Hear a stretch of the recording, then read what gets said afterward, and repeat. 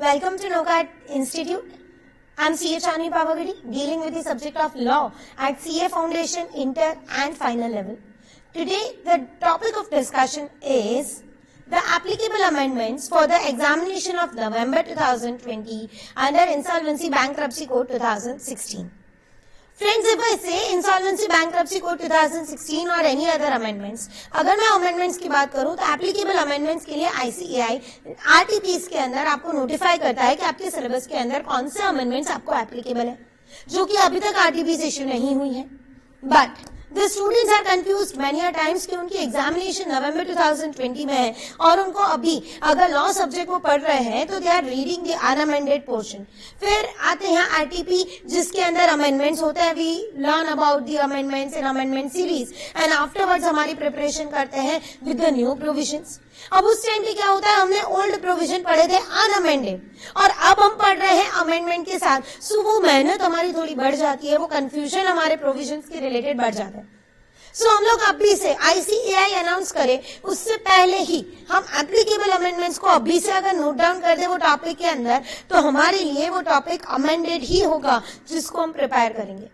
Now ये amendments ICAI कौन से नोटिफाई करने वाली है इसका कैसे पता? तो ICAI ने एक कट ऑफ डेट रखी हुई है कि for the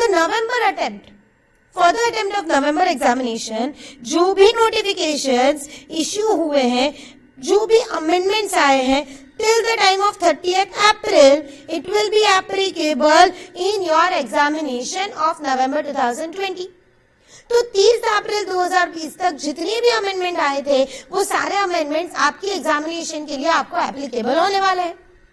so when I talk about कि हमें यहाँ पे अगर पता ही है तो हम उसी अमेंडमेंट्स को स्टडी करना शुरू कर देते हैं विद द अमेंडमेंट्स, और आई कैन से विद द ग्राउंड कि मैं 30 अप्रैल तक ये अमेंडमेंट्स जितने भी आए हैं प्रोविजंस में उसको स्टडी करूं. अब ये 30 अप्रैल तक कौन से नोटिफिकेशंस आए हैं उसके लिए हम देखते हैं कई बार मिनिस्ट्री ऑफ कॉर्पोरेट अफेयर्स की साइड से आया हुआ नोटिफिकेशन, उनका अमेंडमेंट के रिलेटेड क्लैरिफिकेशन, वो क्लैरिफिकेशंस होते हैं, वो कोई जगह पे नोटिफिकेशंस होता है जहां पे वो रेगुलेशंस को अमेंड करते हैं, वो सब चेक करके उनको एक ही जगह पे यहाँ पे मैंने मर्ज कर दिया है कि कौन से सेक्शन नंबर के अंदर अमेंडमेंट्स आए हैं और प्रोविजंस कौन से हैं जो अमेंड हुए हैं. मैं आपको जहाँ पे ऑलरेडी ये जो बैर एक्ट है, इंसॉल्वेंसी बैंक्रप्सी कोड का बैर प्रोविजन है, उसी में ये अमेंडमेंट का notification already by the ministry of corporate affairs दे दिया जाता है और उसी में से एप्लीकेबल अमेंडमेंट्स जो की मैंने यहाँ पे आपको रख दिए हैं. So we are starting with the first amendment under insolvency bankruptcy code 2016. Section number 1 subsection 2 is applicability of this code या scope of this code. Friends, हम जानते हैं कि section number 1 most of time deal करता है with introduction और I can say applicability scope of the act और I can say code. यहाँ पे कोड है तो ये कोड जब एग्जिस्टेंस में आया तो वो कहाँ पे एप्लीकेबल होगा? फ्रेंड्स, ये कोड जब एग्जिस्टेंस में आया ना तो उसका पार्ट 3 जो एक्चुअली तो हमारे सिलेबस का हिस्सा ही नहीं है फिर भी अमेंडमेंट में है तो हम देख लेते हैं. Part 3 is an actual insolvency bankruptcy of individual or I can say partnership firms or proprietorship firm in short. उनके रिलेटेड डील करने वाले प्रोविजंस थे और ये पर्टिकुलर पार्ट 3 जो इंडिविजुअल और पार्टनरशिप फर्म से डील करता था उसके बारे में हमारे सिलेबस में तो सिर्फ इतना ही है कि वो एप्लीकेबल नहीं था जम्मू एंड कश्मीर में. बट अब by the amendment it is applicable in Jammu and Kashmir also. So here जो यहाँ पे उनका प्रोवाइजो था कि ये जम्मू एंड कश्मीर में अप्लाई नहीं करेगा, वो प्रोवाइजो रिमूव कर दिया गया है इन फ्रॉम द कोड. सो ये जो पार्ट 3 है, ये part 3 which is dealing with the individuals and partnership firms, insolvency of individuals and partnership firm जहाँ पे गवर्न हो रही है, वो पार्ट 3 जम्मू एंड कश्मीर में से हटा दिया गया है. मतलब जम्मू एंड कश्मीर में जो एप्लीकेबिलिटी नहीं थी वो एप्लीकेबिलिटी वहां पे भी इंक्लूड कर दी गई है. ये सबसे पहला प्रोविजन था जो हमारे लिए शायद उतना ज्यादा रिलेवेंट अभी नहीं है बिकॉज हमारे लिए हमारे सिलेबस के हिस्से में इंडिविजुअल और पार्टनरशिप का इंसॉल्वेंसी नहीं आता. नाउ फ्रेंड्स, आता है section number 4. Section number 4 deal करता था जब हम पढ़ते हैं तब trigger point of insolvency point और I can say insolvency process. ये जो हमारी इंसॉल्वेंसी प्रोसेस होती है उसका ट्रिगर पॉइंट क्या रहेगा फ्रेंड्स? ये इंसॉल्वेंसी प्रोसीजर जो हमारी है उसका ट्रिगर पॉइंट मतलब कब इसके रिलेटेड एक्शन हो सकता है, तो हमें ये पता था डिफॉल्ट जैसे ही होता है वो डिफॉल्ट के साथ ये पर्टिकुलर कोड के अंदर एक्शन हो सकता था, पर हमारे सेक्शन नंबर 4 में इंसॉल्वेंसी बैंक्रप्सी कोड में बोला था the minimum amount of default should be 1 lakh. ये सेक्शन नंबर 4 में बोला गया था 1 lakh amount should be minimum amount of default. और फिर बोला था और such higher amount as may be prescribed which shall not exceed 1 crore. मतलब उस टाइम पे जब ये कोड एग्जिस्टेंस में लाया गया तब डिफॉल्ट की रकम रखी थी 1 लाख और ये सेंट्रल गवर्नमेंट को पावर दिया था कि वो नोटिफिकेशन के थ्रू उसको 1 करोड़ तक बढ़ा सकता था। That means 1 lakh or such higher amount as may be prescribed which shall not exceed 1 crore. मतलब सेंट्रल गवर्नमेंट नोटिफिकेशन के थ्रू उसको बढ़ा के 1 करोड़ से ज्यादा नहीं कर सकता था। अब यहाँ पे सेंट्रल गवर्नमेंट ने अपने ये पावर का इस्तेमाल कर दिया है and the amount of default is change from 1 lakh to 1 crore. Under section 4 जो ट्रिगर पॉइंट है वो ये बोलता है कि डिफॉल्ट की रकम मिनिमम 1 लाख थी which may be higher amount as notified by central government and it is notified under the amendment by central government that the amount will now be 1 crore. So now the default amount जो यहाँ पे section number 4 में थी 1 लाख, उसको central government specifies 1 crore rupees as the minimum amount of default. This is prescribe by central government. ये amendment लाया गया है सेंट्रल गवर्नमेंट की साइड से। So now the amount of default 1 crore या उसके ज्यादा होगा तो एप्लीकेशन करने का पावर अवेलेबल रहेगा, अदरवाइज नहीं। सो सीआईआरपी के लिए corporate debtor, financial creditor, operational creditor case file कर पाएंगे, मतलब एप्लीकेशन फाइल कर पाएंगे to the NCLT only if the default amount is exceeding 1 crore rupees. Okay, now friends definition under section 5 subsection 12। Friends आपको पता होगा इंसॉल्वेंसी बैंक्रप्सी कोड है ना, उसका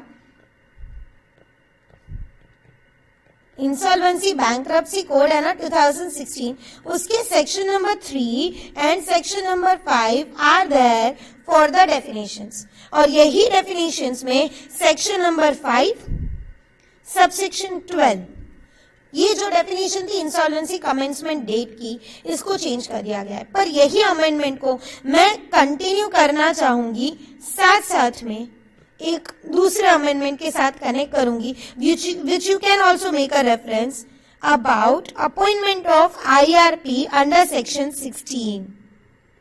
Now friends क्या होता था वो यहाँ पे खास ध्यान से सुनना। अब थोड़ा सा मैं दोनों प्रोविजन को कंपेयर कर दूं, फिर हम दोनों प्रोविजन को एक साथ देखेंगे। What happened in case of section 16 उसको समझाने से पहले ये हमें पता है कि इंसॉल्वेंसी बैंक्रप्सी कोड के अंदर who can make an application, तो एप्लीकेशन करने का पावर था 3 people. First is financial creditor, second is operational creditor and third is corporate debtor. जब मैं बात करती हूँ तीनों वर्ड्स की, अगर किसी ने इंसॉल्वेंसी बैंक्रप्सी कोड पहले से पढ़ लिया है तो उनको ये तीनों वर्ड का मतलब बेसिकली बहुत ज्यादा क्लियर है। बट अभी अगर किसी को वर्ड नहीं पता, उन्होंने ये चैप्टर अभी तक रेफर नहीं किया, तो उनके लिए फाइनेंशियल क्रेडिटर मींस ऐसा पर्सन जिसने कंपनी को कोई फाइनेंस प्रोवाइड किया था, कोई लोन प्रोवाइड की थी। Operational creditor is a creditor in terms of goods और services provided to the corporate debtor, and corporate debtor means company itself जो इंसॉल्वेंसी के लिए जाना चाहती है। ये तीनों में से कोई भी एप्लीकेशन कर सकते थे। अब एप्लीकेशन करने के टाइम पे है ना, फाइनेंशियल क्रेडिटर को प्रूफ ऑफ डिफॉल्ट देना पड़ेगा। अब ये प्रूफ ऑफ डिफॉल्ट है ना, उसके बारे में भी एक एक्सप्लेनेशन ऐड हुआ है, पर उसके साथ मैं डील करूंगी बाद में। एंड सेकेंड, उनको एक आईआरपी का नाम देना पड़ेगा। आईआरपी मतलब interim resolution professional. Interim resolution professional मतलब एक टेम्पररी पर्सन, और आई कैन से एक इंटरिम रेजोल्यूशन प्रोफेशनल अपॉइंट होगा जो कमिटी ऑफ क्रेडिटर्स एस्टैब्लिश करेगा एंड बाकी सारी ड्यूटीज निभाएगा। उनका नाम प्रपोज करना पड़ेगा उन लोगों को एप्लीकेशन के टाइम पे, तो उनकी एप्लीकेशन कंप्लीट मानी जाएगी। In the similar manner corporate debtor को भी अपनी कुछ डॉक्यूमेंट्स जमा करवाने पड़ेंगे, पर वो डॉक्यूमेंट्स के साथ साथ उनको भी आईआरपी का नाम सजेस्ट करना पड़ेगा। ये अभी तक मैं डील कर रही हूँ with the appointment of IRP and उसके साथ कनेक्टेड प्रोविजंस की। हम एनसीएलटी के पास जब अप्लाई करते हैं तो हमें ये documents plus interim resolution professional का नाम सजेस्ट करना पड़ता है, but the operational creditors were not required, और I can say the operational creditors were voluntarily given a power, they may name, वो नाम दे भी सकते हैं आईआरपी का, नहीं भी दे सकते। For financial creditor and corporate debtor it was compulsory, but operational creditor के लिए कोई कंपलसरी नहीं था एप्लीकेशन के टाइम पे आईआरपी का नाम सजेस्ट करना। ठीक है, चलो कोई नहीं, मतलब दो लोगों ने अप्लाई किया था तो आईआरपी का नाम सजेस्टेड होगा, बाकी नहीं होगा। ऑपरेशनल क्रेडिटर ने सजेस्ट किया भी हो सकता है, नहीं भी किया हो सकता है। ओके, अब ये जो एप्लीकेशन रिसीव होने के बाद एडजुडिकेटिंग अथॉरिटी, मतलब जब मैं बात करती हूँ एडजुडिकेटिंग अथॉरिटी की, आई कैन से it is NCLT for corporate debtors, तो ये एडजुडिकेटिंग अथॉरिटी के पास पावर था, दे मे एडमिट एप्लीकेशन और दे मे रिजेक्ट एप्लीकेशन। अगर उन्होंने रिजेक्ट कर दी तो 7 दिन का रेक्टिफिकेशन का टाइम देगा एंड ऑल, बट अगर उन्होंने एप्लीकेशन को एडमिट कर लिया, उन्होंने एप्लीकेशन को एक्सेप्ट कर लिया, तो एक्सेप्ट कर लिया उसके साथ उस टाइम पे सेक्शन नंबर 512 बोलता था जिस दिन को ये एप्लीकेशन एक्सेप्ट हुई उस दिन को बोला जाता है insolvency commencement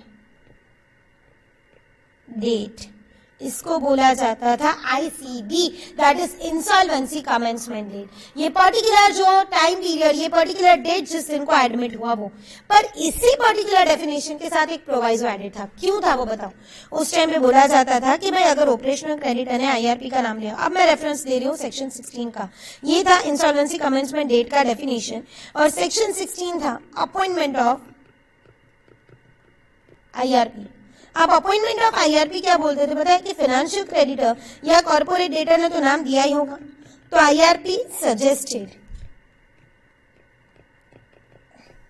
bye financial creditor और corporate debtor will be appointed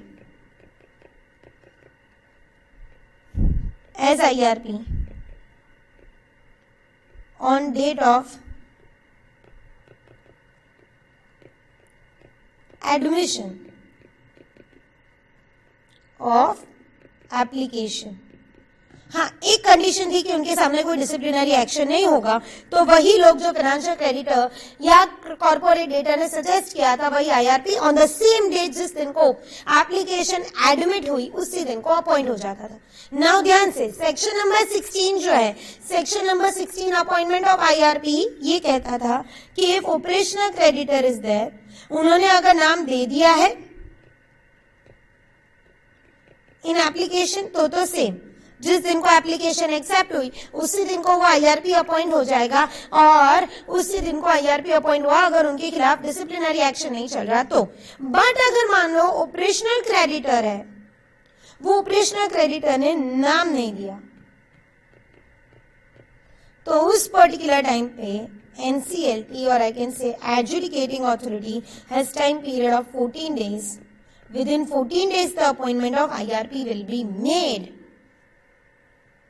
Yes, तो 14 डेज के अंदर आईआरपी अपॉइंट होता था एनसीएलटी के द्वारा। एक्चुअली एनसीएलटी बोर्ड को बोलता था रेफरेंस दो, बोर्ड 10 दिन में रिप्लाई देता था और उसके बाद एनसीएलटी जो नाम दिया गया था बाय द बोर्ड वो अपॉइंट किया जाता था। सो 14 डेज के अंदर एनसीएलटी एप्लीकेशन एक्सेप्ट करता था। और इसी के लिए इंसॉल्वेंसी कमेंसमेंट डेट की जो डेफिनेशन थी उसके लिए बोला जाता था the date of admission of application, but provided अगर आईआरपी अपॉइंट नहीं होता था on the date of admission, जैसे कि यहाँ पे हुआ, ये date of admission of application की टाइम पे आईआरपी ऑपरेशनल क्रेडिटर ने अगर नाम नहीं दिया था तो अपॉइंट नहीं हुआ, तो उस पर्टिकुलर टाइम पे बोलते थे insolvency commencement day will be the date when IRP is appointed. IRP appoint नहीं हुआ था तो जिस दिन को आईआरपी अपॉइंट होता है वो दिन को इंसॉल्वेंसी कमेंसमेंट डेट माना जाता है, वो डेफिनेशन थी। अब ये सेक्शन 16 में ही उन्होंने चेंज कर दिया है दैट ये 14 दिन का टाइम, 14 डेज का टाइम, कुछ नहीं. Even if the IRP is not named by operational creditor, NCLT को एप्लीकेशन एक्सेप्ट करने के टाइम पे, that is the day of admission of application, the IRP should be appointed. मतलब जो अपॉइंटमेंट के बाद का 14 डेज का टाइम NCLT को दिया था, वो अब 14 डेज का टाइम अपॉइंटमेंट के बाद नहीं है. जब आप एप्लीकेशन एक्सेप्ट कर रहे हो उसी दौरान IRP का नाम फाइनलाइज कर दो और उस पर्टिकुलर पर्सन को IRP के तौर पे आपको नाम करना है. That is on the section 16 it is said as appointment of IRP exactly उसी दिन को हो जाएगी जिस दिन को एप्लीकेशन एक्सेप्ट हुई. सो ये जो प्रोवाइजो यहाँ पे रखा था वो प्रोवाइजो की जरूरत ही नहीं रही. इसीलिए इंसॉल्वेंसी कमेंसमेंट डेट सिर्फ एक ही रहेगी, एडमिशन ऑफ एप्लीकेशन. ये बेसिक सेक्शन 16 में चेंज आया है, जिसकी वजह से ये डेफिनेशन का जो प्रोवाइजो था वो प्रोवाइजो को ओमिट कर दिया गया है. अब वो दोनों डेफिनेशन साथ में पढ़ते हैं. पहले सेक्शन 16, बिकॉज वो पढ़ेंगे तो हमें ट्रिगर समझ में आएगा वो पर्टिकुलर डेफिनेशन का. देख लेते हैं appointment and tenure of IRP. First of all पहले क्या था, adjudicating authority shall appoint an IRP on the insolvency commencement date. ये अब का प्रोविजन है. On the insolvency commencement day कोई अपॉइंट हो जाएगा. Appointment adjudicating authority shall appoint within 14 days जो था वो विद इन 14 डेज यहाँ से क्या कर दिया गया, रिमूव कर दिया गया. तो ये जो है वो एक्चुअली प्रोविजंस हमारे लिए रिमूव हो चुका है. हमारे अब सिलेबस में ये वाला प्रोविजन नहीं है, इसीलिए मैं कह सकती हूँ this should be considered as removed और omitted. In place of this ये सब्स्टिट्यूट करके आ गया है कि जिस दिन को एप्लीकेशन एक्सेप्ट हुई उसी दिन को IRP अपॉइंट होगा. अब definition of section 5 subsection 12 check करते हैं. Definition of insolvency commencement date. Insolvency commencement date means the date of admission of an application for initiating CIRP by adjudicating authority. जिस दिन को adjudicating authority ने application को accept किया उसी दिन को यहाँ पे हम बोल देते हैं insolvency commencement date. Under section 7, 9 or 10 as the case may be, provided that where ये जो प्रोवाइज होता है इसको ओमिट कर दिया गया as I already said. Provided that where IRP is appointed in the order of admitting application under section 7, the insolvency commencement date shall be the date on which the IRP is appointed by the adjudicating authority. अगर हमने adjudicating authority ने IRP को appoint नहीं किया तो हमारी insolvency commencement date appointment of IRP मानी जाएगी. ये बात हमें हटा दी गई है क्योंकि appointment of IRP अब सेम लिखा हुआ है. चलो ठीक है.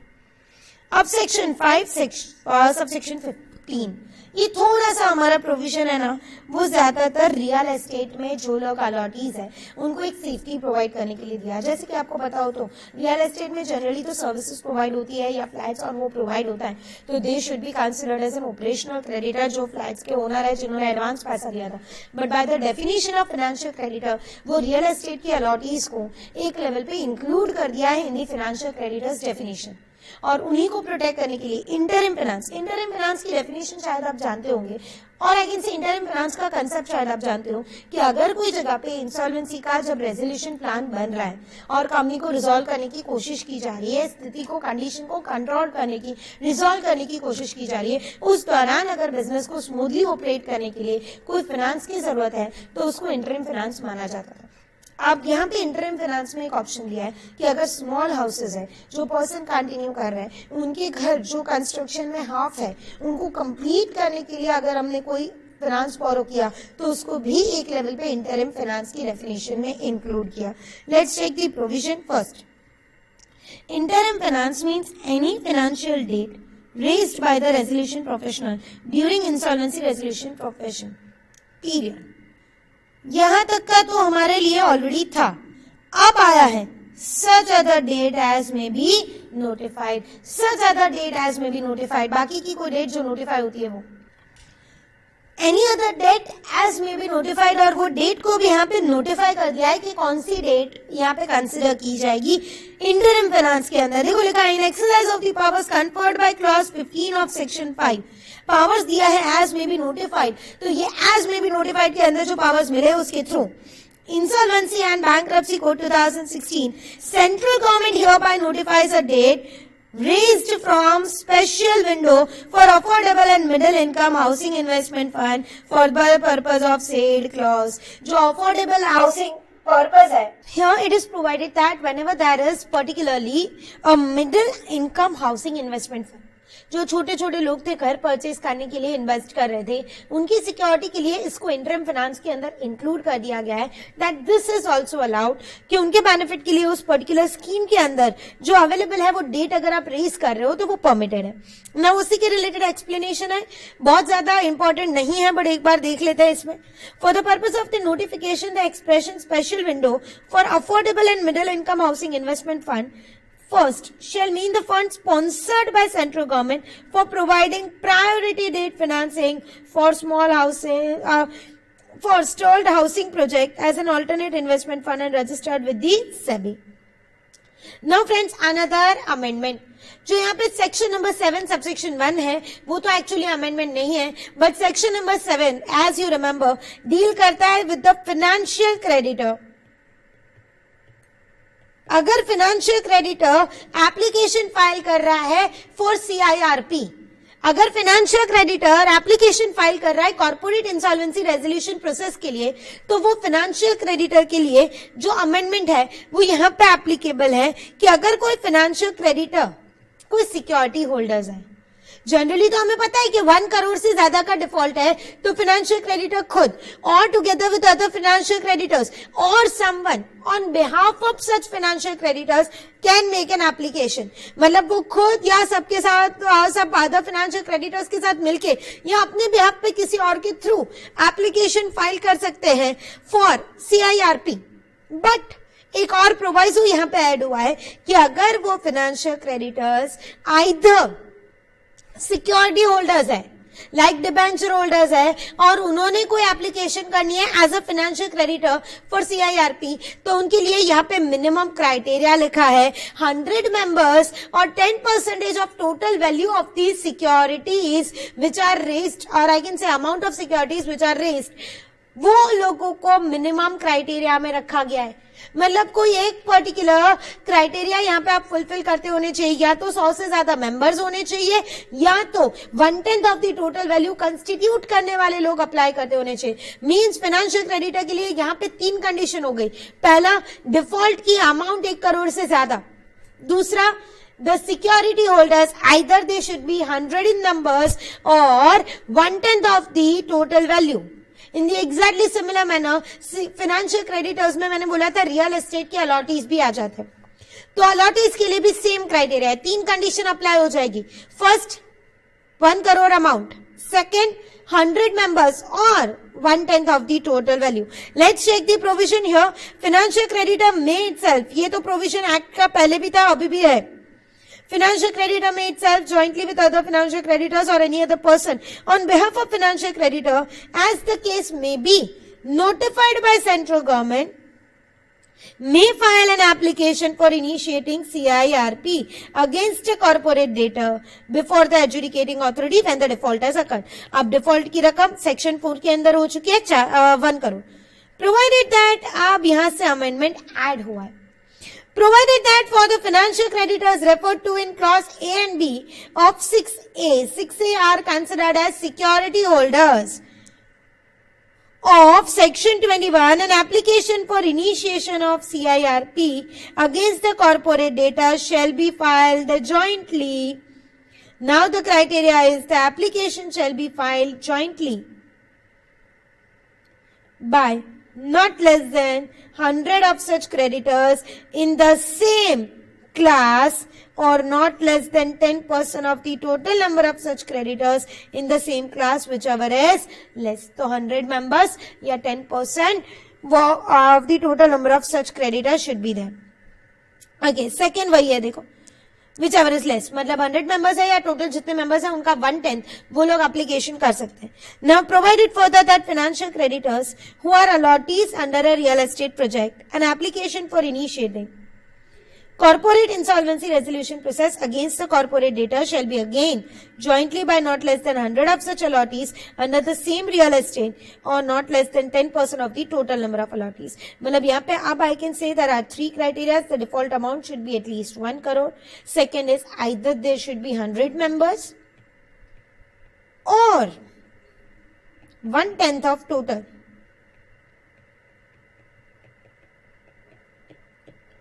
Whichever is less, वो लोग ये अप्लाई करते होने चाहिए. ये जॉइंटली एप्लीकेशन यहाँ पे allow. Provided that where an application for initiating CIRP against a corporate debtor has been filed by financial creditor in the first or second provisos, that means इन लोगों ने application की हुई है and which has not yet been admitted by adjudicating authority. अब ये amendment आने से पहले अगर कोई financial creditors जो ये categories में belong करते हैं उन लोगों ने application कर दी है पर अभी तक admit नहीं हुई और उनकी application में ये वाला criteria missing है तो application को अब rectify करनी पड़ेगी. मतलब पुरानी एप्लीकेशन अगर एक्सेप्ट हो चुकी है तो नॉट अ प्रॉब्लम, पर अगर एडमिट नहीं हुई है तो उस एप्लीकेशन को रेक्टिफाई करना पड़ेगा फॉर दैट पर्टिकुलर पर्पस.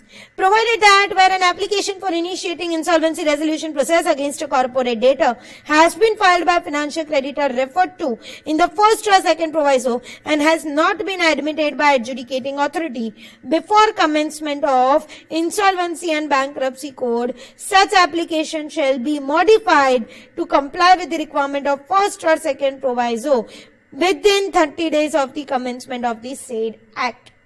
ये अमेंडमेंट आने के 30 डेज के अंदर वो एप्लीकेशन आपकी साइड से क्या हो जानी चाहिए, अमेंड चेंज हो जानी चाहिए. दैट इज इस एप्लीकेशन को आपको मॉडिफाई कर देना पड़ेगा within 30 days. Otherwise failing which it shall be considered as withdrawn. अगर आप ये नहीं कर रहे हो, मॉडिफाई नहीं कर रहे हो तो हम मान लेंगे कि ये एप्लीकेशन को विड्रॉ कर लिया गया है. And NCLT's order to file default. Now this is not a section, but NCLT की साइड से ऑर्डर है. क्या है तो भाई इंफॉर्मेशन यूटिलिटी अभी तक कंस्टिट्यूट जब तक नहीं हुआ था, जब तक इंफॉर्मेशन यूटिलिटी का कंस्टिट्यूशन नहीं हुआ था तब तक फाइनेंशियल क्रेडिटर को बोला था कि भाई फाइनेंशियल क्रेडिटर आप प्रूफ ऑफ डिफॉल्ट प्रोवाइड करो. मतलब आपके पास अग्रीमेंट है और उसमें ब्रीच ऑफ कॉन्ट्रैक्ट का रिकॉर्ड है तो चलेगा. मतलब आपके पास एक ऑप्शन था, इंफॉर्मेशन यूटिलिटी का रिकॉर्ड अगर अवेलेबल था तो इंफॉर्मेशन यूटिलिटी का रिकॉर्ड आपको पोस्ट करना था, मतलब वो एप्लीकेशन में इंक्लूड करना था. पर अगर वो नहीं था तो एनी अदर डॉक्यूमेंट जो आपको प्रूव करता था ये डिफॉल्ट के बारे में वो आप एप्लीकेशन के टाइम पे अटैच कर सकते थे. बिकॉज इंफॉर्मेशन यूटिलिटी के रिकॉर्ड की अवेलेबिलिटी उस टाइम पे नहीं थी तो उस टाइम पे आपको ऑप्शन दिया था कि आप बाकी का कोई डॉक्यूमेंट चलेगा. पर अब से ये रूल आ चुका है कि जो भी फाइनेंशियल क्रेडिटर एप्लीकेशन कर रहे हैं उनको एप्लीकेशन करने के टाइम पे इंफॉर्मेशन यूटिलिटी का रिकॉर्ड ऑफ डिफॉल्ट लाना पड़ेगा, अदरवाइज उनकी एप्लीकेशन एक्सेप्ट नहीं होगी. इंफॉर्मेशन यूटिलिटी के रिकॉर्ड के बिना वो एप्लीकेशन इनकम्प्लीट मानी जाएगी for the financial creditors. No new petition can be filed. और अगर पुरानी एडमिट हो चुकी थी तो नेक्स्ट ड्यू डेट जो हियरिंग की होती है उससे पहले वो इंफॉर्मेशन यूटिलिटी का रिकॉर्ड भी फाइल करना है. मतलब in any of the way अगर एडमिट हो चुकी है तो आपको ड्यू डेट से पहले, मतलब नेक्स्ट जो हियरिंग है उससे पहले वो फाइल करना है. All concerned or I can say are directed to file default. Section 7 है तो फाइनेंशियल क्रेडिटर के बारे में ही है, ऑपरेशनल क्रेडिटर के बारे में नहीं है. All concerned are directed to file default record from information utility along with the petitions being filed under section 7 positively. No new petition shall be entertained without record of default under section 7 of IBC. The authorized representative in case of pending admission also directed, that is to file a record of information utility before the next date of hearing. Hearing के next day से पहले आपको file करना है. Now section number 11 friends. Section number 11 में एक छोटा सा explanation ऐड किया है. Section number 11 पहले क्या बोलता था पता है, कौन लोग एप्लीकेशन करने के लिए कैपेबल नहीं. 4 लोगों को डिस्क्वालीफाई किया था और आई कैन से 4 डिस्क्वालिफिकेशन थे.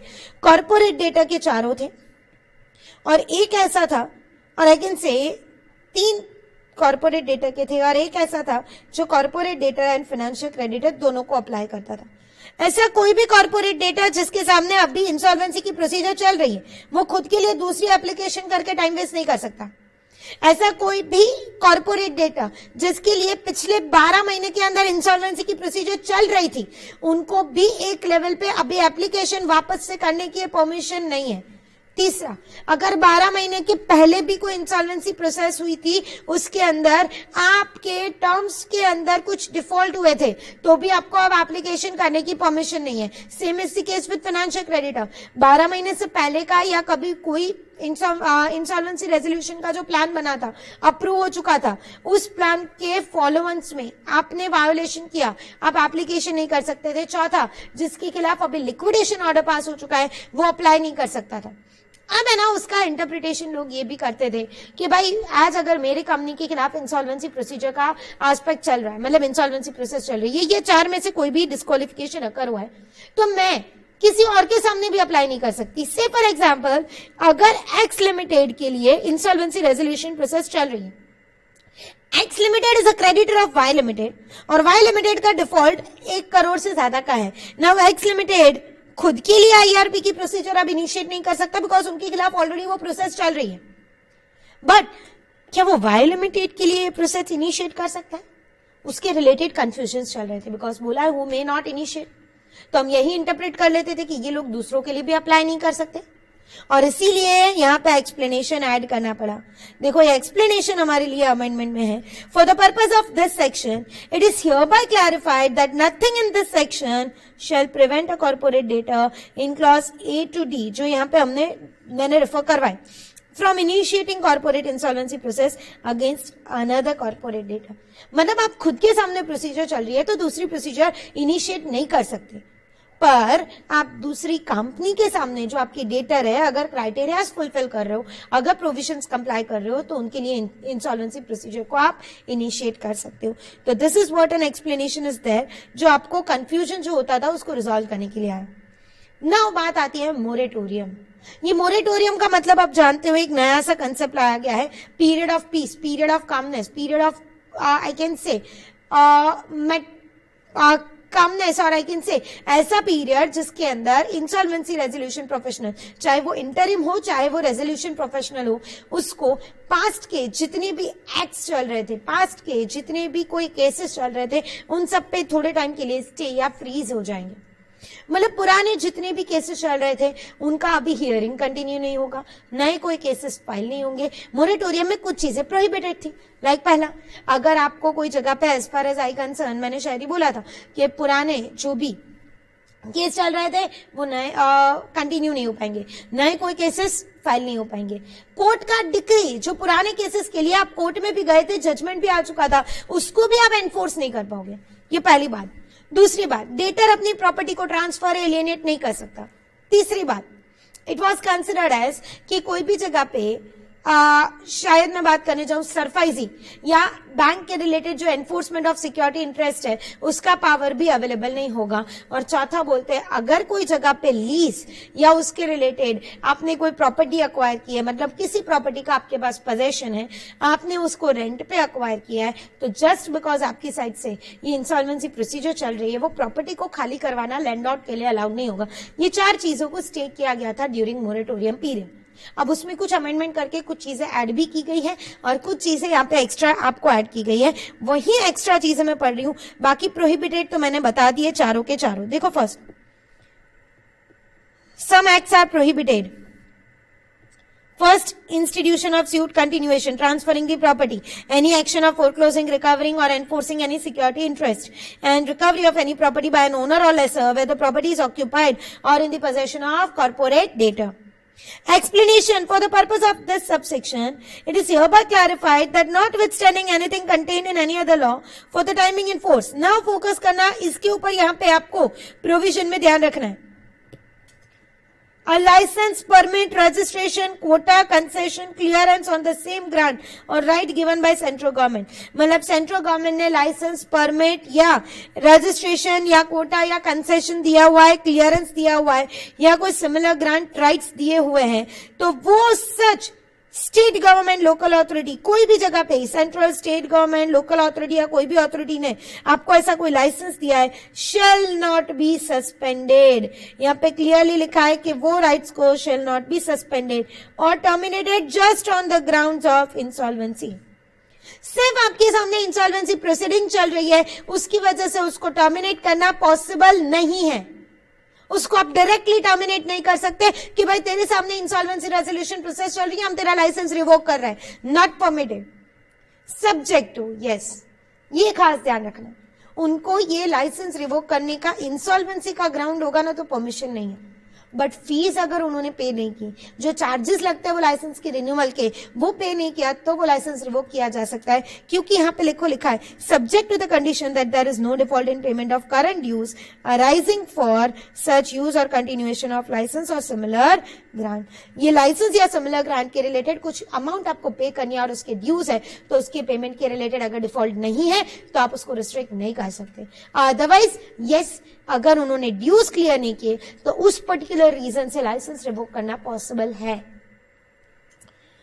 उसके बाद तो देखो, सप्लाई ऑफ एसेंशियल गुड्स और सर्विसेज कैन कंटिन्यू, ये मैंने बोला था, एसेंशियल गुड्स और सर्विसेज का सप्लाई कंटिन्यू रह सकता है इवन ड्यूरिंग मोरेटोरियम पीरियड। अब एसेंशियल गुड्स एंड सर्विसेज लिखे, पर मान लो कोई चीजें गवर्नमेंट की बताई हुई एसेंशियल गुड्स और सर्विसेज की कैटेगरी में फॉल नहीं होती।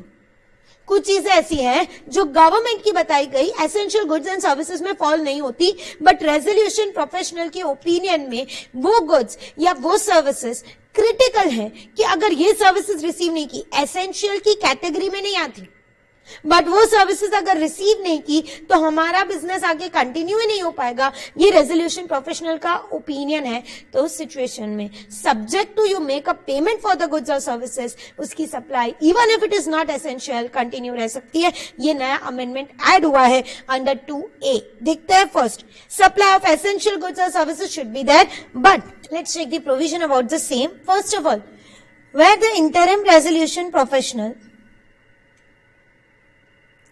or resolution professional, as the case may be, considers the supply of goods or services to be critical to protect and preserve the value of the corporate data and manage the operations as a going concern. अगर वो essential goods और services नहीं भी है, still according to the opinion of interim resolution professional और resolution professional, ये एक ऐसे goods और services है जो कंपनी की वैल्यू को, कॉर्पोरेट डेटा की वैल्यू को प्रोटेक्ट करने के लिए, उसको मैनेज करने के लिए, गोइंग कंसर्न के तौर पे कंटिन्यू करने के लिए जरूरी है। Then the supply of such goods or services shall not be terminated, suspended or interrupted during the period of moratorium. तो ऐसे goods और services का सप्लाई भी मोरेटोरियम पीरियड पे टर्मिनेट, सस्पेंड नहीं किया जाएगा, but again except where the debtor has not paid the dues. अगर उन्होंने इस पर्टिकुलर गुड्स और सर्विसेज के लिए ड्यूज पे कर दिए तो ये सस्पेंड नहीं किए जाएंगे। अगर ये गुड्स और सर्विसेज का पेमेंट रेगुलरली कॉर्पोरेट डेटा की साइड से हो रहा है तो ये गुड्स और सर्विसेज का सप्लाई उस टाइम पे भी स्टॉप नहीं किया जाएगा या सस्पेंड नहीं किया जाएगा। द प्रोविजंस, उसके बाद भी यहाँ पे प्रोविजंस, ये मोरेटोरियम का प्रोविजन मतलब एक्शन सारे सीज हो जाएंगे, वो किसको अप्लाई नहीं करता। तो उसमें कुछ चीजें तो ऑलरेडी थी कि जिसको सेंट्रल गवर्नमेंट नोटिफाई करे ऐसे ट्रांजैक्शंस, सेंट्रल गवर्नमेंट ने अगर नोटिफाई किया है तो ऐसे कोई भी ट्रांजैक्शंस, बट यहाँ पे उसके साथ दूसरा वर्ड ऐड कर दिया गया, अग्रीमेंट्स और arrangements as may be notified by the central government और एनी अदर अथॉरिटी। दूसरी कोई अथॉरिटी थी फाइनेंशियल सेक्टर या उसके अलावा की कोई अथॉरिटी थी, उसके कंसल्टेशन में अगर सेंट्रल गवर्नमेंट ने नोटिफाई किया है कि ये पर्टिकुलर ट्रांजैक्शंस हैं, उनके सामने एक्शन लेने की परमिशन अभी भी दी जाएगी, मतलब ये एक्शंस अभी भी सीज नहीं किए जाएंगे, सस्पेंड नहीं किए जाएंगे तो चलेगा।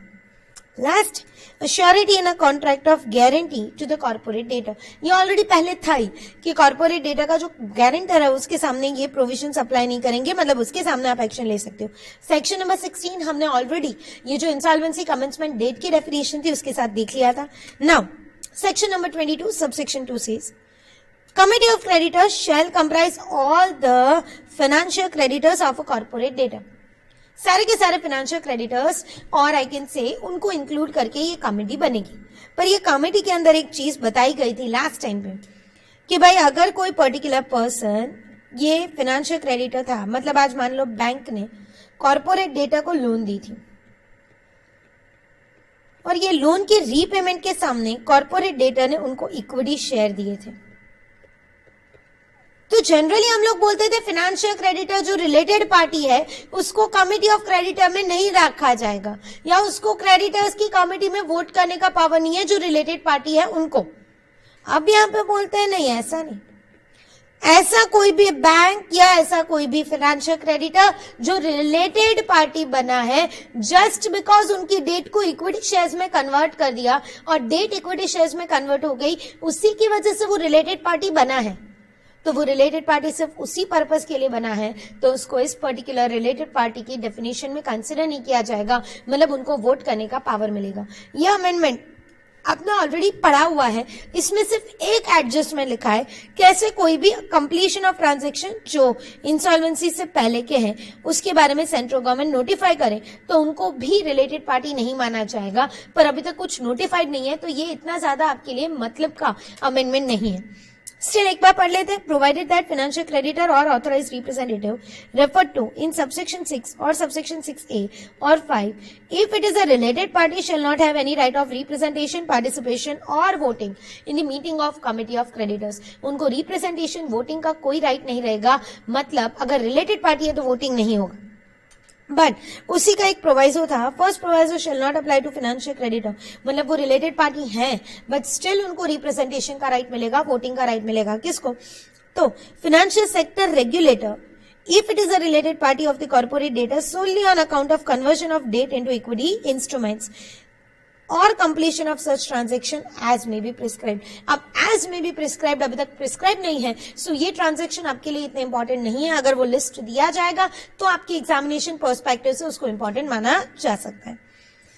Now starting with section number 23 subsection 1।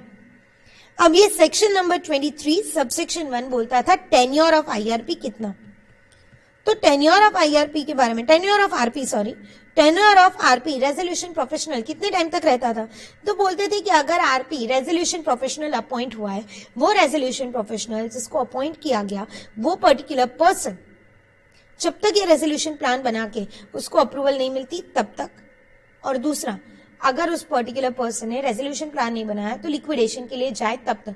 यहाँ पे उसको क्लैरिफाई कर दिया, बिकॉज लिक्विडेशन का ऑर्डर पास हो जाता था पर लिक्विडेटर अपॉइंट ना हो तब तक कंपनी के रिलेटेड कौन हैंडलिंग करेगा, तो इसके लिए वो जो गैप पड़ रहा था उसको रिजॉल्व करने के लिए आ गया टेन्योर ऑफ रेजोल्यूशन प्रोफेशनल। अगर आपका रेजोल्यूशन प्लान एक्सेप्ट हो गया टेंशन ही नहीं, अगर वो रिजेक्ट हुआ तो जब तक लिक्विडेशन ऑर्डर पास होता है और लिक्विडेटर अपॉइंट होता है तब तक वो पर्टिकुलर पर्सन अपनी जगह पे रहेगा।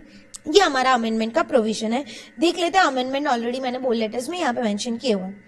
Subject to section 27 the resolution professional shall conduct the entire corporate insolvency resolution process and manage the operations of corporate debtor during the corporate insolvency resolution process period, provided that resolution professional shall continue to manage the operations of, मतलब उसको resolution professional को corporate data के operations मतलब जो business है उसको manage करते रहना चाहिए after the expiry of CIRP until अब यहाँ पे amendment शुरू हो रहा है, until an order for approving a resolution plan under subsection 1 is given।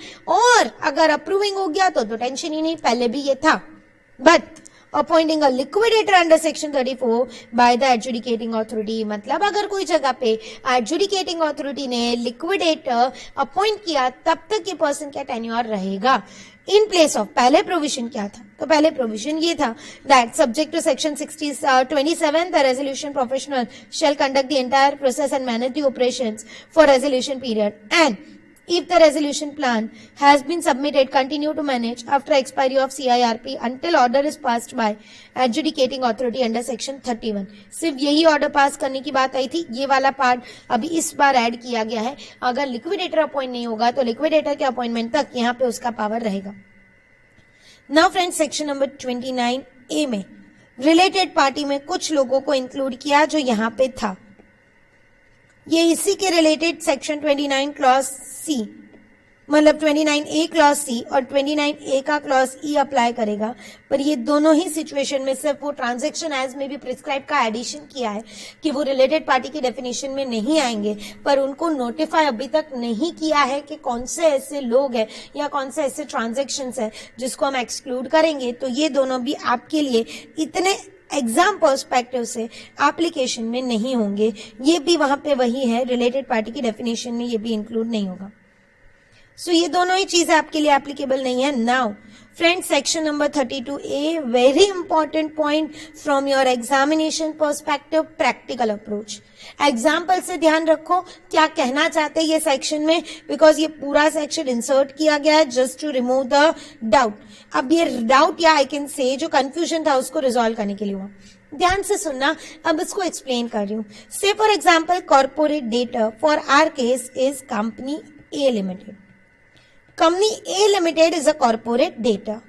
अब कंपनी ए लिमिटेड ने CIRP प्रोसेस के लिए अप्लाई किया and under a resolution plan में one of the plan was कि कंपनी बी ने बोला था कि हम उसको परचेज कर लेते हैं और उसको as a going concern continue करेंगे। Such a resolution plan was approved by majority of committee of creditors और I can say requisite majority of committee of creditors. उन लोगों ने इस पर्टिकुलर प्लान को एक्सेप्ट कर लिया। So I can say under a resolution plan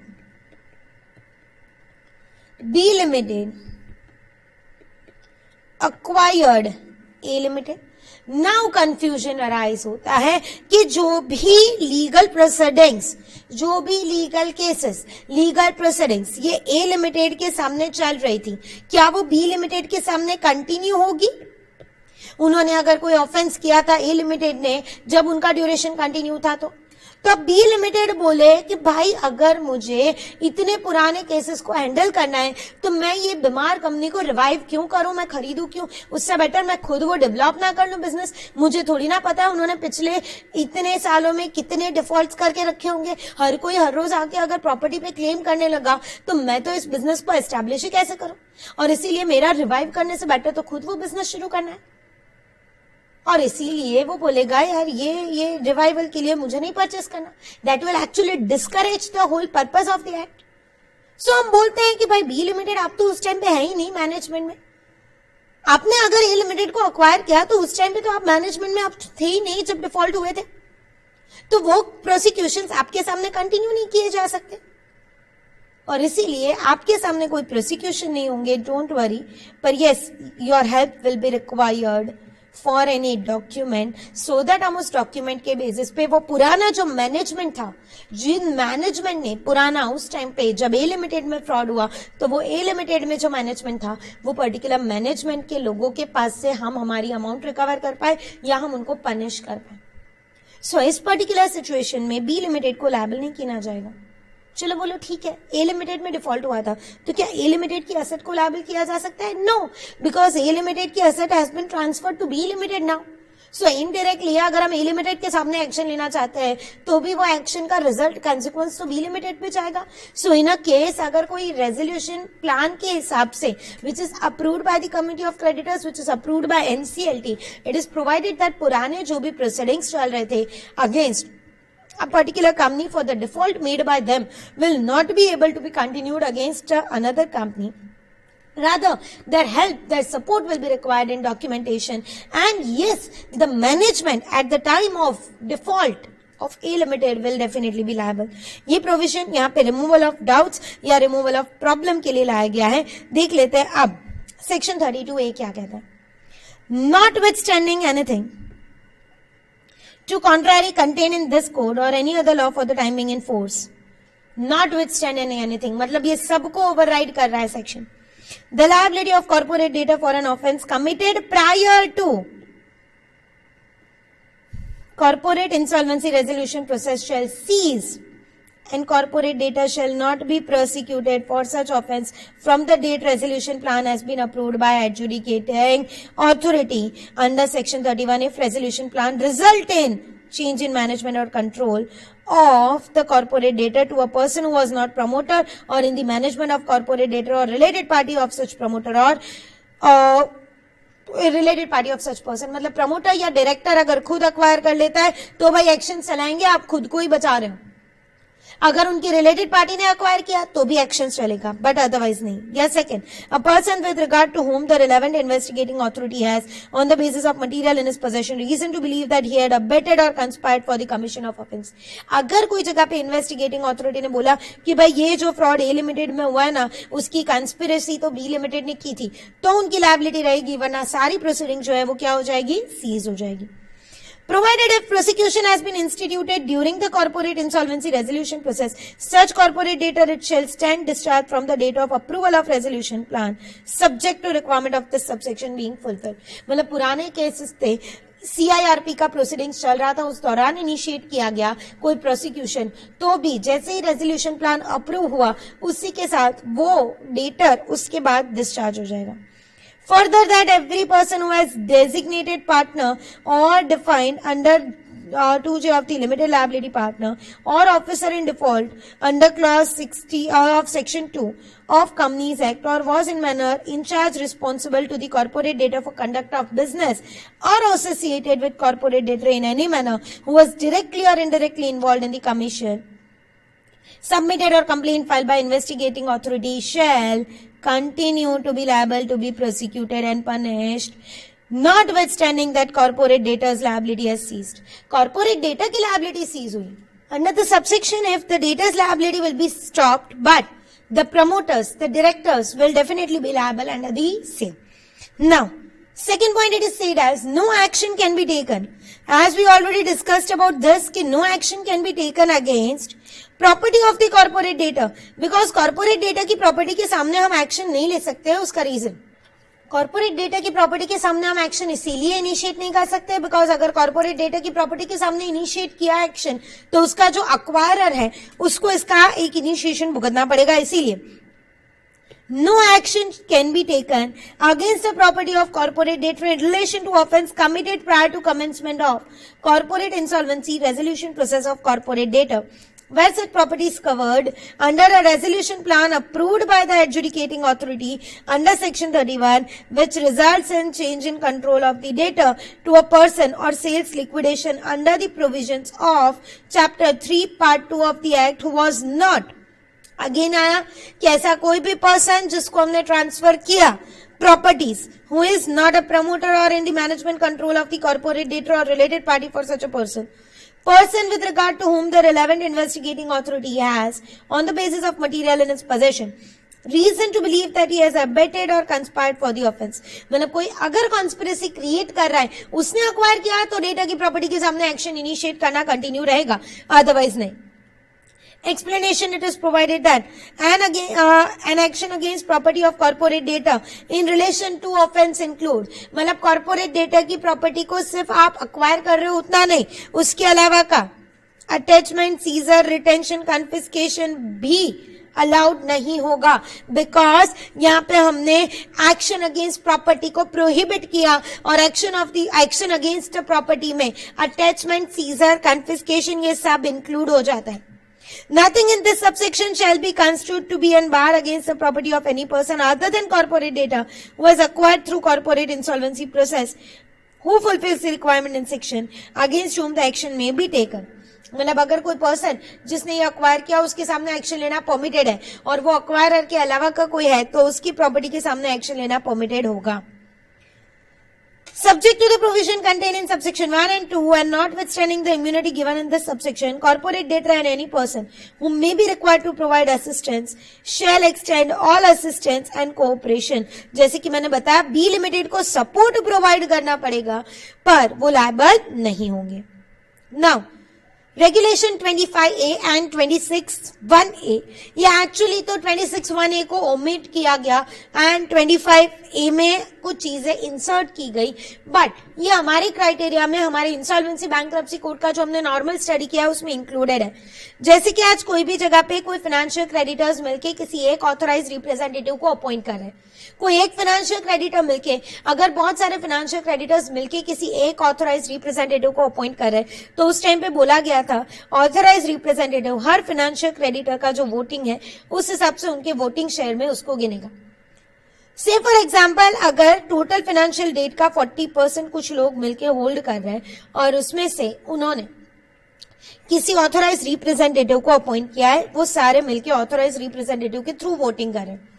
अब ये ऑथोराइज रिप्रेजेंटेटिव जो है उसको ये लोगों ने बताया कि जितने भी क्रेडिटर्स इन्वॉल्व थे उसमें से 32% वोटिंग शेयर वाले लोग बोल रहे हैं कि यस ये प्लान हमें अप्रूव्ड है, बाकी के 8% बोल रहे हैं नो हमें ये प्लान अप्रूव्ड नहीं है। तो उस टाइम पे पहले का प्रोविजन ये कहता था कि ये 32% जितना उसका यस वोटिंग शेयर में माना जाएगा, 8% जितना उसका नो में माना जाएगा। Now it is provided that ऐसा कुछ नहीं, ये जिन्होंने मेजोरिटी ने जो ओपिनियन बोला वो सब क्लास ऑफ सिक्योरिटीज के लिए सेम माना जाएगा। So total 40% yes will be counted. ये देख लेते हैं यहाँ पे provision sorry, voting by authorized representatives. Authorized representatives shall cast his vote in respect of each financial creditor. उस टाइम पे था each financial creditor और on behalf of all, अगर सबका ओपिनियन सेम है तो उसके related he represent in as the case may be. अब इस प्रोविजन को हटा दिया है, देखो वोटिंग बाय ऑथराइज्ड रिप्रेजेंटेटिव में ये authorised representative shall cast his vote in respect of each और on behalf of all the financial creditor he represents as the case में बी। ये प्रोविजन को यहां से रिमूव कर दिया गया। Now insolvency resolution proceedings for certain financial service provider. Friends, corporate person जिसके सामने कि हम इंसॉल्वेंसी का एक्शन इनिशिएट कर रहे हैं, वो कॉर्पोरेट पर्सन की डेफिनेशन में कुछ लोगों को इंक्लूड नहीं किया जाता था। कॉर्पोरेट पर्संस की डेफिनेशन में कुछ लोगों को इंक्लूड नहीं किया जाता था और उसमें आते थे financial service providers. Financial service providers include नहीं हो रहे थे। अब अमेंडमेंट के थ्रू कुछ लोगों को ऐड कर दिया है। किसको ऐड किया है? देखो, नॉन बैंकिंग फाइनेंशियल कंपनीज। वैसे भी जिंदाल के केस के बाद उसमें ऑलरेडी कोर्ट का जजमेंट ये कहता था because they are involved into many other services also. So वो सिर्फ फाइनेंशियल सर्विस प्रोवाइडर नहीं है, वो बाकी बहुत सारे सर्विसेज में इन्वॉल्व है। सो उनको यहाँ पे एप्लीकेबल होगा या नहीं, it is subject to a judgment. और अब तो ये कंफर्म्ड कर दिया है कि एनबीएफसीज को और इवन इसमें हाउसिंग फाइनेंस कंपनीज भी इंक्लूड हो गई जिसकी एसेट साइज 500 करोड़ या उससे ज्यादा है, as per the last balance sheet उनको ये प्रोविजन अप्लाई करेगा। 500 करोड़ से ज्यादा जिस पर्टिकुलर कंपनी की एसेट साइज है उनको ये एप्लीकेबल होगा। Non banking financial companies and housing finance companies इसमें इंक्लूड हो गई। And friends, clarification on voting on behalf of creditors in class of CIRP bye GP infrastructure limited. अब ये एक्चुअली केस में क्या हुआ था वो बता दूं, और एक्चुअली ये प्रोविजन नो फ्रेंड्स एक क्लैरिफिकेशन आया है in case of JP infrastructure limited by supreme court. और ये जो पर्टिकुलर एस्पेक्ट है ये डील करता है with the authorised representatives voting. Now एक मैटर यहाँ पे ऑथराइज्ड रिप्रेजेंटेटिव के बारे में दी है, बट एक्चुअली आई से कि वो ऑथराइज्ड रिप्रेजेंटेटिव के वोटिंग से साथ साथ कुछ मीटिंग की प्रोसीडिंग्स के साथ भी रिलेट करती है। अब जेपी इंफ्राटेक कंपनी में ऐसा कुछ हुआ था कि जहां पे कमिटी ऑफ क्रेडिटर्स की जो मीटिंग थी उस मीटिंग के एजेंडा को उन्होंने डिस्क्लोज नहीं किया था। एंड दे सेड कि हम एजेंडा को डिस्क्लोज ना भी करें तो भी चलेगा, सीओसी की मीटिंग में डिस्कशन होगा और रेजोल्यूशन पास हो पाएगा। नाउ द प्रॉब्लम अराइजेस कि ऑथराइज्ड रिप्रेजेंटेटिव जब किसी फाइनेंशियल क्रेडिटर के बिहाफ पे वोट करता है तो उस ऑथराइज्ड रिप्रेजेंटेटिव को वो फाइनेंशियल क्रेडिटर को पहले तो वो प्रोसीडिंग्स की एजेंडा के बारे में बताना पड़ता है, मिनट्स भी प्रोवाइड करनी पड़ती है। अब उसको एजेंडा के बारे में उन्होंने फाइनेंशियल क्रेडिटर को बताया, फाइनेंशियल क्रेडिटर उस बेसिस पे उनको बताएगा कि भाई तू ये वोटिंग करेगा। और अगर मान लो ऑथराइज रिप्रेजेंटेटिव को आप बिना एजेंडा बताए कि किसी बार मीटिंग में बुलाए और वो मीटिंग में वो पर्टिकुलर एजेंडा डिस्कस हो रहा है जिसके लिए उस पर्टिकुलर ऑथराइज रिप्रेजेंटेटिव ने फाइनेंशियल क्रेडिटर की परमिशन नहीं ली थी वोट करने की, तो उसको वोट करने से एब्सटेन करना पड़ेगा। अब ये मिस्टेक तो कंपनी में मैनेजमेंट या उस रेजोल्यूशन प्रोफेशनल की साइड से है कि उसने कमिटी ऑफ क्रेडिटर्स को एजेंडा नहीं बताया।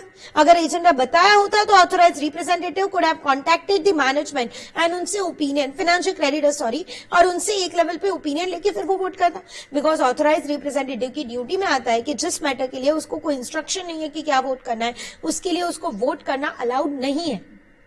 सो यहाँ पे अगर उसको वोट करना अलाउड नहीं है, उसको एब्सटेन करना पड़ेगा, इंपॉर्टेंट मैटर कितनी भी हो। सो इसीलिए क्लैरिफिकेशन लाया गया by MCA for the matter कि भाई आपको जब भी कमिटी ऑफ क्रेडिटर्स की मीटिंग है तो उसके लिए एजेंडा डिस्कस करना पड़ेगा। और वही यहाँ पे मैटर को बताया जाता है clarification. Several mails have been received by the board for some financial creditors in a class, namely home buyers, expressing confusion about the manner of voting in context of resolution plan in corporate insolvency process of JP Infratech Limited. It appears that there is internal voting or pre-polling on certain matters which are not in the agenda before the committee of creditors. This prima facie does not appear to be in consonance with the Insolvency Bankruptcy Code, read with Insolvency Bankruptcy Board of India, and has potential to vitiate the proceedings. And therefore, Regulation 16A mandates authorized representative to circulate the agenda to creditor in a class and announce the voting window at least 24 hours before the window opens for voting instruction, and keep the voting window open for at least 12 hours. Further, it is provided authorized representative to circulate the minutes of the meeting received to a creditors in class and announce the voting window at least 24 hours before. Thus, a regulation enables a creditor in class to give voting instruction to representative at two stages, namely first after circulation of agenda and second after circulation of meeting minutes of the meeting. In view, it is clarified that resolution professional authorized representative is duty bound to conduct process including voting strictly in compliance with the code. And Honorable Supreme Court in the matter of J. Prakash Associates Limited, and to suitably inform the creditor in such class about timing and manner of voting and obviate any confusion. So आपको जो भी matter agenda में discuss कर रहे हो उसके बारे में प्रोवाइड करना पड़ेगा. फ्रेंड्स, एक और प्रोविजन है इंसॉल्वेंसी बैंक्रप्सी कोड में सेक्शन 12A के अंदर इंक्लूड किया गया है for this particular covid situation, जो आपको शायद यहाँ पे कहीं पे सुना होगा. निर्मला सीतारमन जी ने जब स्टेटमेंट दिया इंसॉल्वेंसी बैंक्रप्सी कोड के बारे में, she said that the proceedings will be ceased for 6 months. अब ये 6 महीने के लिए प्रोसीडिंग्स पे बाहर आ जाएगा. बट कौन सी प्रोसीडिंग्स? तो भाई कोई भी डिफॉल्ट जो 25th ऑफ मार्च, कोई भी डिफॉल्ट जो 25th ऑफ मार्च 2020 से कमिट हुआ है विद इन 6 months और the higher period as may be prescribed by central government which may extend to 1 year. अभी के लिए 6 महीना है. फ्यूचर में अगर सेंट्रल गवर्नमेंट कोई हायर पीरियड प्रिस्क्राइब करे तो वो उसके अंदर जितने भी डिफॉल्ट्स होते हैं उन डिफॉल्ट्स के रिस्पेक्ट के लिए इंसॉल्वेंसी प्रोसेस इनिशिएट करना पॉसिबल नहीं है. मतलब 25th ऑफ मार्च जिस टाइम पीरियड से 25th ऑफ मार्च 2020 से लेके 6 months और फ्यूचर में अगर ये 6 महीने को बढ़ाया गया तो वो पर्टिकुलर प्रिस्क्राइब पीरियड तब तक का अगर डिफॉल्ट है, मतलब उस ड्यूरेशन का डिफॉल्ट है, तो उसके लिए CIRP में नहीं जा सकते. दैट मीन्स मेरा इंस्टॉलमेंट ड्यू था ऑन 30th मार्च और मैंने पे नहीं किया 30th मार्च 2020 को and the amount exceeds 1 crore, still उस पर्टिकुलर डिफॉल्ट के लिए मुझे CIRP के अंदर नहीं लिया जा सकता. 25th ऑफ मार्च से 6 months का ड्यूरेशन यहाँ पे प्रिस्क्राइब किया गया था. ये अमेंडमेंट के अंदर यहाँ पे ये प्रोवाइड किया गया है. But yes, 25th of March के पहले का जो भी डिफॉल्ट है उसके लिए क्या अभी भी हम CIRP की एप्लीकेशन फाइल कर सकते हैं? Yes. This is also provided under Insolvency Bankruptcy Code. So आपके ध्यान में ये रहे कि 25th ऑफ मार्च से 6 months तक का वो ड्यूरेशन के अंदर अगर कोई डिफॉल्ट कंटिन्यू हुआ है तो उस पर्टिकुलर डिफॉल्ट के लिए CIRP प्रोसेस इनिशिएट करना पॉसिबल नहीं है. फ्रेंड्स, यहाँ पे इंसॉल्वेंसी बैंक्रप्सी कोड के रिलेटेड जितने भी अमेंडमेंट्स हैं जो 30th अप्रैल 2020 तक आ चुके हैं और आपके एग्जाम के लिए एप्लीकेबल है, उसका हमने डिस्कशन कर लिया है. I hope you enjoyed and learned from this video. Thank you so much. If you like this video, share it with your friends. Subscribe to our YouTube channel to watch more such videos and learn from our expert faculty members. Press the bell icon to get regular notifications whenever we upload a new video. Download NDI mobile app to get complete CA course online. We value your support. Thank you for watching.